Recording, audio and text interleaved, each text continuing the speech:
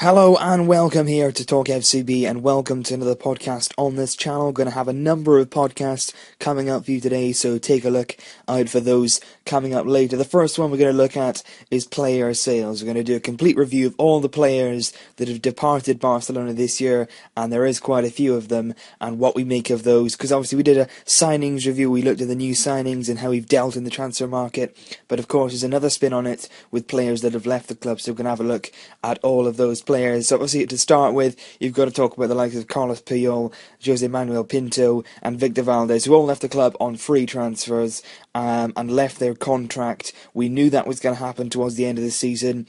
Carlos Puyol has retired. Manuel Pinto hasn't quite decided what he's going to do yet. No club has approached him. And Victor Valdez, also after failing a medical at Monaco, is still without a club, which I find pretty hard to believe, that even though he is injured at the moment, he's still a great keeper and clubs are just silly not to approach him.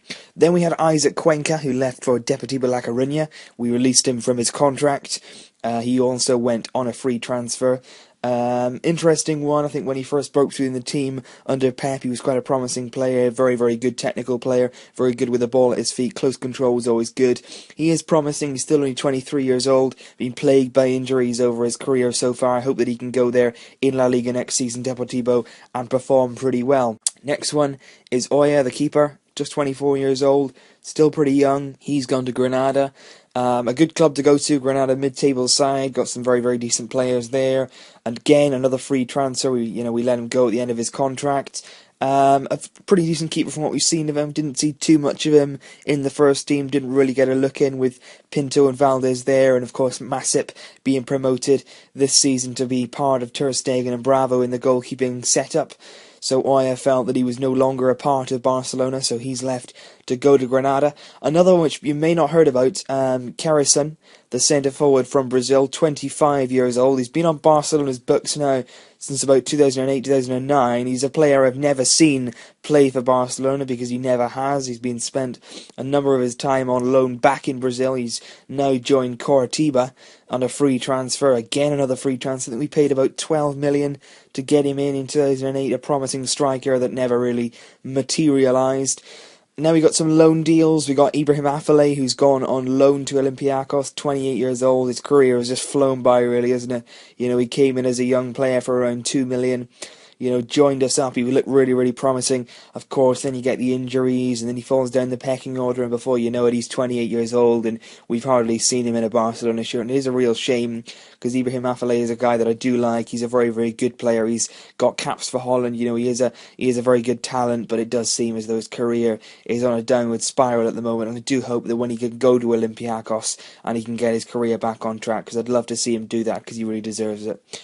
Another one, which is a very exciting one, a man who was in the B-side last season, Denis Suarez, has gone to Sevilla on loan. He actually played in the European Super Cup final last night for Sevilla, just 20 years old, joined from Man City at the start of last season. A very, very promising talent. If you did see him last night, you saw that he did settle in very, very quickly. He's very, very good on the ball. He's a fantastic centre midfield player. He does look, at the age of just 20, a really, really bright player to come. He's on loan at Sevilla for 2 years. That's a 2-year loan deal. We've sort of tied that in with the Rakitic deal. There is no buy clause on there. So Sevilla, at the end of that 2-year stay, will be giving him back to us, and I thought from then on he will go straight into the first team. Christian Tello has gone on loan to FC Porto, 22 years old, Christian Tello, and he's a player that really did frustrate me last season, because it's quite clear that at the age of 22 he does have the talent. He's got the raw talent to become a really, really good player. But the problem with Christian Tello was there's no in-between. He's either brilliant, he's either outstanding. We saw him score a hat-trick against Getafe last season, or he's nothing. He's really disappointing, and I think that is the difference. He's not consistent enough to be a Barcelona player. He does need to mature to become one, and I think he's gone to Porto. At the end of that, I think he's got about a £12 million buy clause. They can buy him for that at the end of that loan. And I think that could be the case. I think he might actually go there on on a permanent deal, because I don't think Barcelona can fit him in with the wingers we've got coming through, the likes of Adama Traore, Gerard Deulofeu. I don't see Christian Tello fitting into that setup. Jonathan Dos Santos left to go to Villarreal after again being injury-plagued. A lot of these players who have left us this summer, Bojan coming up as well, have all been struck with injuries over their time here, and they haven't really got the chances that they really craved, and that is very unlucky. So a lot of these are going away, and I do hope that they can rejuvenate their careers, because they are very, very bright players, and they never would have been at Barca in the first place. So I hope they can go away and do very well. He's gone to Villarreal for $2 million to join up with his brother Giovanni. I think Villarreal's a fantastic club to go to, play fantastic football, fantastic fans down there. They're a really up-and-coming club. I think they should have another good season in La Liga this summer, so hopefully, he can go there and become a big part of their setup. Bojan has gone to Stoke. About 3-4 million we got for him. Literally, again, not the right price. A lot of the players we've sold, we've never been a good selling club. We've never sold players for good transfer fees, and that's carried on here. Bojan has gone to Stoke, just 23. Bojan. It seems like he's been around forever because he came through very young. A lot of things are expected of him, but nothing really materialised. A number of loan deals spent last season at Ajax. He's gone to Stoke though. The first 3 pre-season friendlies there, 3 goals, a fantastic start to his career under Mark Hughes at Stoke City, and I hope again that he has a very good season. And a lot of Premier League pundits are tipping him to be one of the stars of the season, so be very interested to see if that comes true. Now onto the big sales, the ones that have generated a lot of revenue for us to go and spend on the likes of Luis Suarez in this market. We sold Cesc Fabregas to Chelsea for around £30 million, which is a very, very good transfer. He's a very, very good player. We know Cesc Fabregas, has got the talent, he's got the creativity in midfield, but it just didn't happen for a minute. The big games, the big matches, the high-pressure games didn't work for him. He didn't turn up. He seemed to play better when Lionel Messi wasn't playing, when he was able to play in that false 9 position on his own. But when he was at Barca, he put in some great performances, but he never really made those big heights that was expected of him.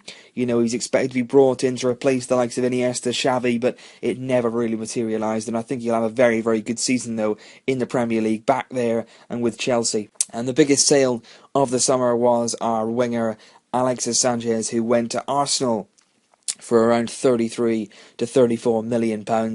A very interesting signing for Arsenal. Arsenal fans over the moon, of course. That's not to be expected, really. You brought in a guy who you've seen at the World Cup was absolutely world class. He was probably one of our players of the season last season, but he probably wouldn't have gotten the team this season, which is really surprising because he's a player I really did like. I really did love Alexis Sanchez. A lot of passion shown from him. He, works very, very hard on the pitch as well. But, he wouldn't have got in the team because, you got Suarez, Neymar, you got players coming through as well from the youth ranks. And I just think that it was a very, very good moment to sell him. We got some good money for him. Probably could have got a bit more if we'd have been better negotiators, but we don't have that sort of qualities in our ranks. But Alexis Sanchez will go to the Premier League and he'll be a very, very good player. And I think that it's good for both parties. We got some money and Arsenal got themselves a world-class player. So that's the amount of players that we've sold this summer. I think there's about 10 players, 12 players who've left the club this summer. There could be more on their way, with the likes of Alex Song, possibly moving. But it's going to be interesting to see, with those lone players that have gone out, if they do come back. We know Denis Suarez will come back. We don't know what the future lies for the likes of Afellay. For Dos Santos has obviously gone on a permanent deal with the likes of Christian Tello. He may come back. But I just think that those players who have gone, I do hope they go away and have good seasons, because I do like it when players go to other clubs from Barca and they do have good seasons. It's really nice to see. So thanks for watching this review, guys. Put your opinions below. What do you think of some of the players that we've sold this summer? We made some good or bad decisions. What do you think? And also comment below what you want me to do in the next podcast for you here on TalkFC. It's been brilliant talking to you guys today on our sales. So thank you. As always, please like, comment and subscribe, and I'll see you in the next podcast.